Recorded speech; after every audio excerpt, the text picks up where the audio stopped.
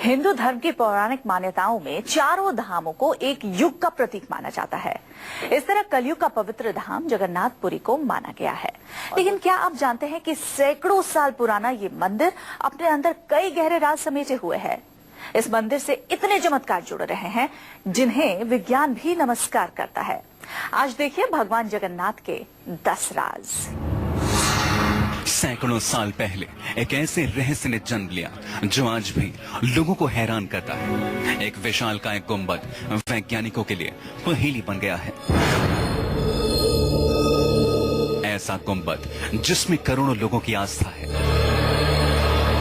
लेकिन ये अपने अंदर इतने रहस्य समेटे हुए हैं जो आज तक बेपर्दा नहीं हुए हैं। सैकड़ों साल पहले न जाने कौन सी टेक्नोलॉजी का इस्तेमाल हुआ।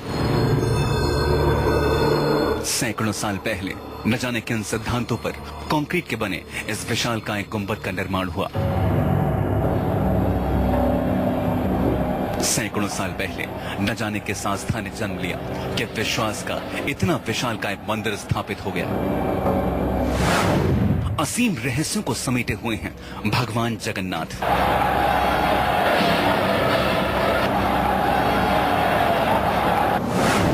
गौरवपूर्ण अतीत के साथ गहरे राज का केंद्र है भगवान जगन्नाथ। इस भव्य मंदिर का गुंबद, इस पर लगा ध्वज एक कहानी बताते हैं। ऐसी कहानी जिस पर विश्वास करना मुश्किल है। यहाँ से उठती आवाजें और समंदर की लहरों के गर्त में भी अविश्वसनीय रहस्य छुपा हुआ है। और भगवान जगन्नाथ की ये यात्रा धरती पर उमड़ने वाला सबसे बड़ा जन सैलाब माना जाता है। आखिर इसका राज क्या है?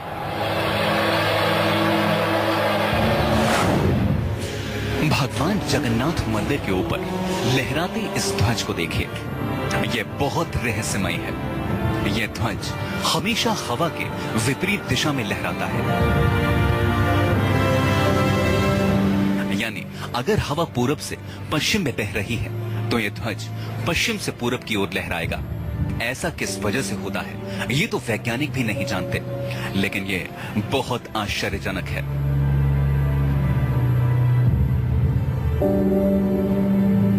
ये भी आश्चर्य है कि हर रोज शाम को मंदिर के ऊपर स्थापित ध्वज को उल्टा चढ़ाकर बदला जाता है ताकि ऐसा लगे कि यह सीधी दिशा में लहरा रहा है।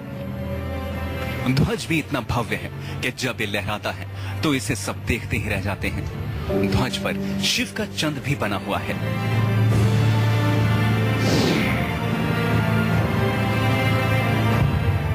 यह दुनिया का सबसे भव्य और ऊंचा मंदिर है। यह मंदिर 4 लाख वर्ग फुट में फैला है और इसकी ऊंचाई लगभग 214 फुट है।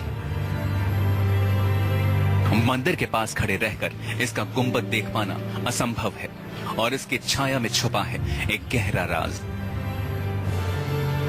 क्योंकि इस गुंबद की छाया दिन के किसी भी समय अदृश्य ही रहती है, यानी इसकी छाया दिखाई नहीं देती। हमारे पूर्वज कितने बड़े इंजीनियर रहे होंगे, यह इसे एक मंदिर के उदाहरण से समझा जा सकता है। पुरी के मंदिर का यह भव्य रूप 7वीं सदी में बनाया गया था।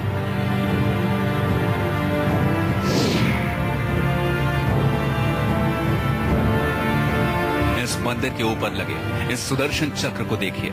ऐसा कहा जाता है कि पुरी में आप कहीं भी खड़े हों, हर जगह से मंदिर के शीर्ष पर लगे सुदर्शन चक्र को देख सकेंगे। किसी भी दिशा से देखने पर लगता है कि यह सुदर्शन चक्र आपके सामने ही है, यानी हमेशा ये सामने ही दिखाई देता है। इसे नील चक्र भी कहा जाता है। यह अष्टधातु से बना है और बेहद पवित्र माना जाता है।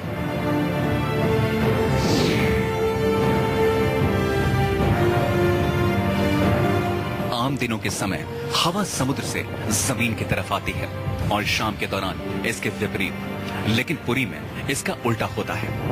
ज्यादातर समुद्री तटों पर आमतौर पर हवा समुद्र से जमीन की ओर आती है, लेकिन यहाँ हवा जमीन से समुद्र की ओर जाती है।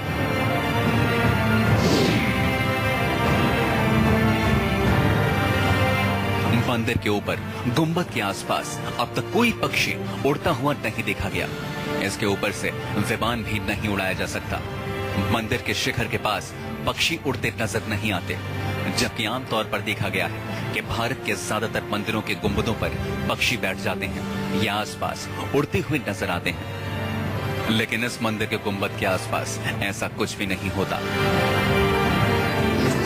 500 रसोइया 300 सहयोगियों के साथ बनाते हैं भगवान जगन्नाथ जी का प्रसाद। यहाँ हर रोज लगभग 20 लाख लोग भोजन कर सकते हैं।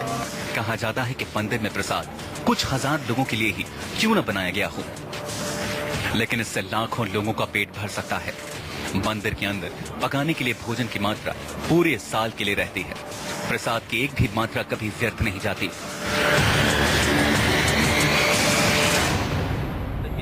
मंदिर के सिंह द्वार में पहला कदम रखते ही आप समंदर से उठने वाली किसी भी आवाज को नहीं सुन सकते, लेकिन जैसे ही आप बाहर कदम रखेंगे आपको समंदर की आवाज साफ सुनाई देगी।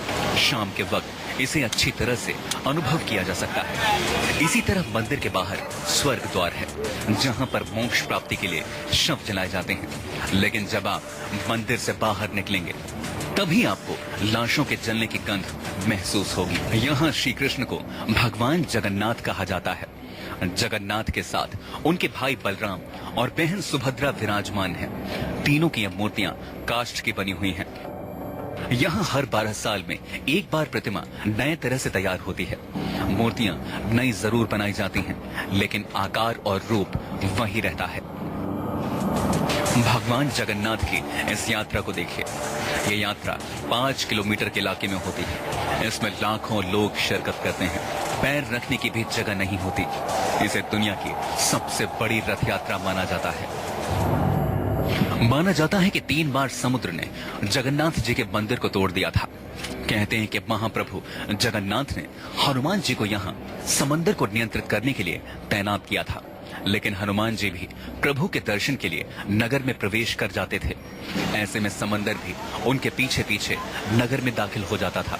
तब हनुमान जी को भगवान जगन्नाथ ने स्वर्ण बेड़ी में तट पर स्थापित किया था, जहां आज भी बजरंग बली का प्राचीन मंदिर है।